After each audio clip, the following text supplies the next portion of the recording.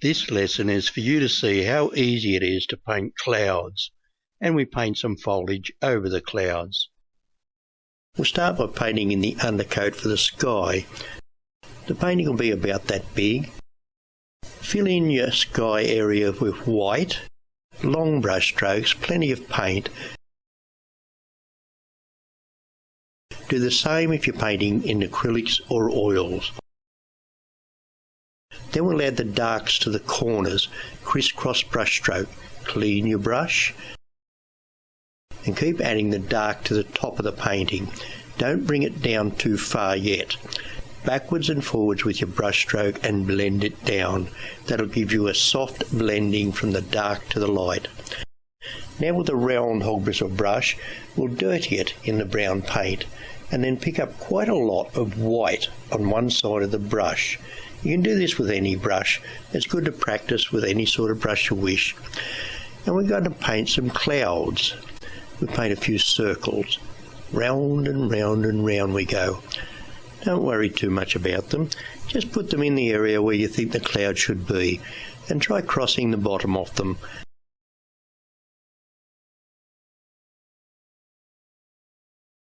At the bottom of the sky, the clouds get smaller. So here you can practice little clouds. And if they don't look so good, don't worry.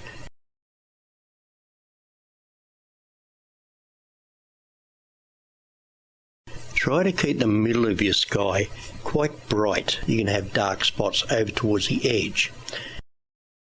Then with your big flat brush, very soft clean brush here, drag it across the sky and this will make the clouds look like they're moving. The mountains are very pale and they've got very pleasant slopes on them, not up and down, just pleasant slopes, and keep them curving in towards the picture, and a few trees in front of the mountain. We block them in quite dark. This is the undercoat for the trees. I'm using a flat brush and straight burnt umber. Here with my round brush, you load it on the edge and you can dab a bit of sunlight on the side of the trees.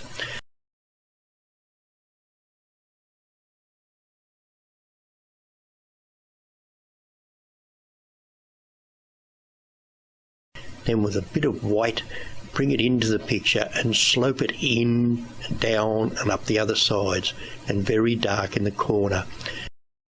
Now with a fan brush, with our fan brush stroke, we can turn it into grass in the usual way. Dab dab in the background and big grass strokes in the foreground. The little fine hairbrush can be loaded with two colours or one colour, whichever you wish. Hold it with two fingers and you can quickly paint in your branches on your background trees. Again with a little brush, we load it with two colours and bring in our gum tree in the foreground. This tree is quite close to us, it's quite dark and stretches well up into the sky. This tree is not as far up as the other tree because it's further away. Now with our round hog bristle brush again, this time we load it with two colours, dark on one side and light on the other. We need plenty of white paint, so put plenty on it. Dab, dab, dab. That's how we do our foliage. You notice they're mushroom shapes, little mushroom shapes forming umbrella shapes. You should practice this whenever you get a chance. And in the background, a little bit more delicate with your brush strokes back here. Dab, dab, dab. We're more or less painting a silhouette of the trees with a little bit of sunlight on them. Add a few branches here and there where they're needed, and a few birds. An M and a V.